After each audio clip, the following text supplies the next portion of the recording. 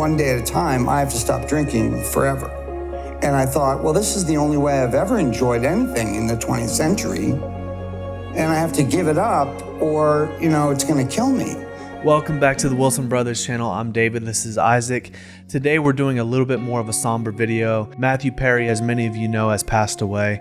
He's been a big part of our life, especially in the public eye. Friends is one of our favorite TV shows of all time. So this has hit us hard because he was only 54 years old, and to hear a guy pass so suddenly, it just breaks our heart. So we want to give kind of an homage to him, kind of some respect and love to him for this video. Yeah, this is a tough video to record. Friends was one of my favorite TV shows growing up. Top five for me. Yeah, and Chandler, a lot of people actually said that I was like Chandler in my personality. So I really resonated with a lot of his content and who he is as a man. And it's tough, 54 is a really young age to pass away. He was found in his hot tub, and there was no substance abuse in the moment or looks of foul play.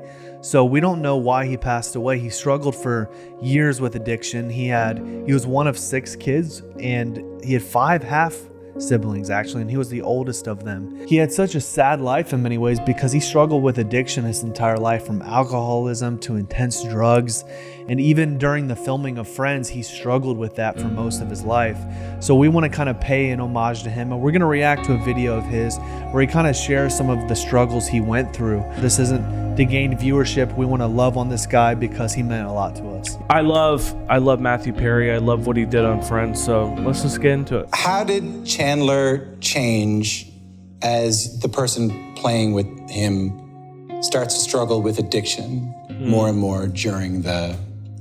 He didn't change. What was changing was me.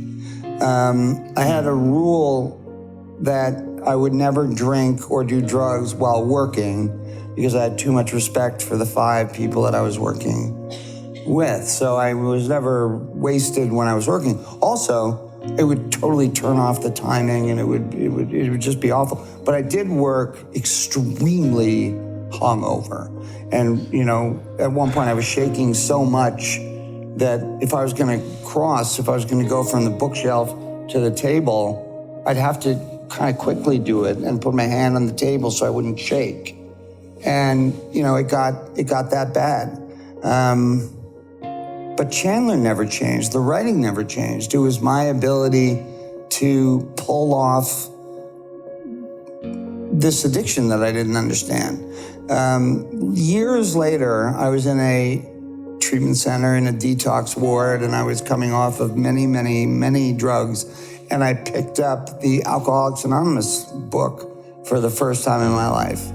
And I read, drinkers think they're drinking to escape, but what they're really doing is trying to get over a disease they don't know they have. It's actually, they say they're trying to get over a mental disorder they don't know they have. And I went, that's me. I can't believe it. This book was written in 1939, and it's about me. It's about the guy who drove to the liquor store at 1:45 so he could drink alone. It's about all these habits. It's about why my reaction was different than the Murrays when we drank that day when I was 14. We were all 14. It separated me from the normal man. So it was a great day on the one hand. But on the other hand, it meant one day at a time, I have to stop drinking forever. And I thought, well, this is the only way I've ever enjoyed anything in the 20th century. And I have to give it up or, it's going to kill me. So I gave it up for a long period of time. And we'll talk about this, I'm sure, but, the insanity of having another drink a couple of years later and starting this whole thing all over again was insane. I was insane. I am insane. But interestingly enough, only in this area. Like, I'm a pretty logical fella in every area but this one. This breaks my heart. I've had people close to me in my life that have struggled with addiction.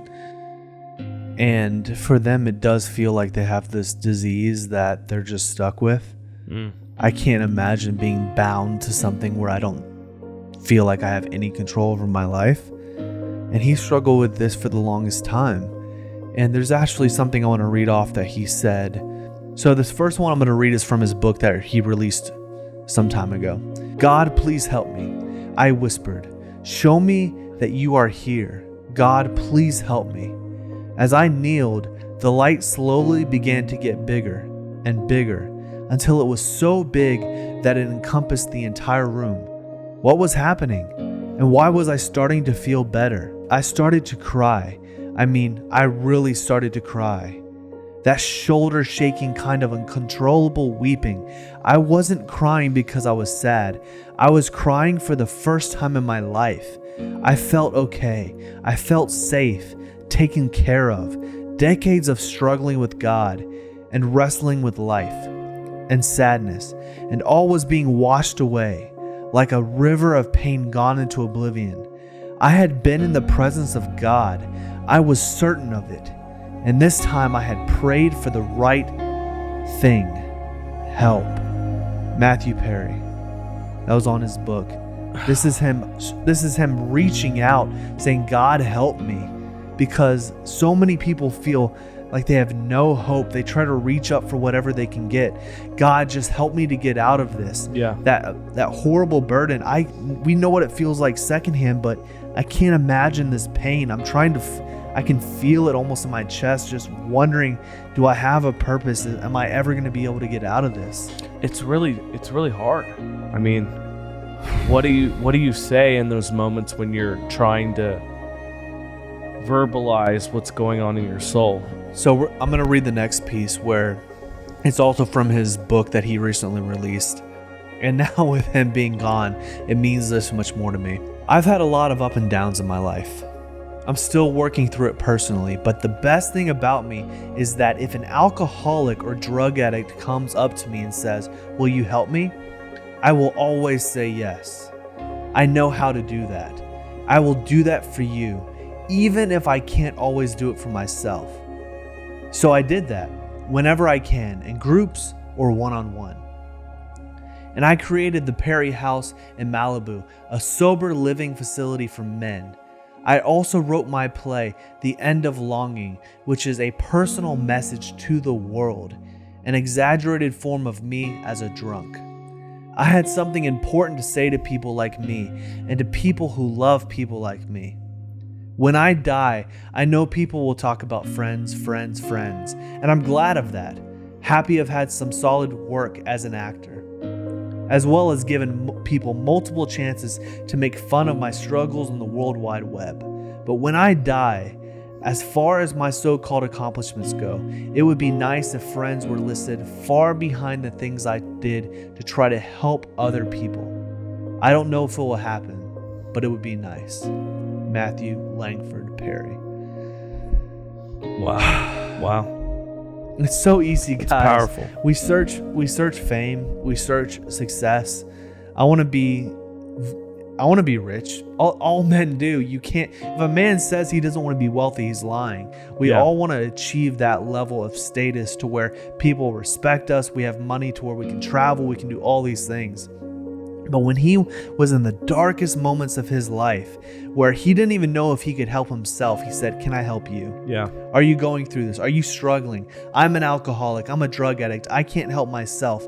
But if I can still help somebody else, then my life will have meaning. Yeah. It's a powerful message that all of us can give. This is the manliest message of all.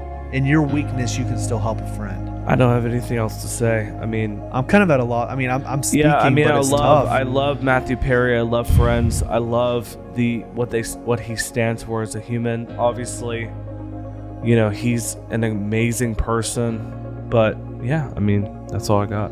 And the last thing I'm going to say, guys, is he was 54 years old when he died. He never got married. He never had kids. In all this fame, all this wealth. But when he died, he didn't have the people that should have been closest to him. He didn't have a family. And so it makes me think, what do I value in life the most? Yeah. Right? What do you value? What do you value? I can go through we can achieve all this status, all this wealth. But what does it matter? But what matters? I could be a billionaire.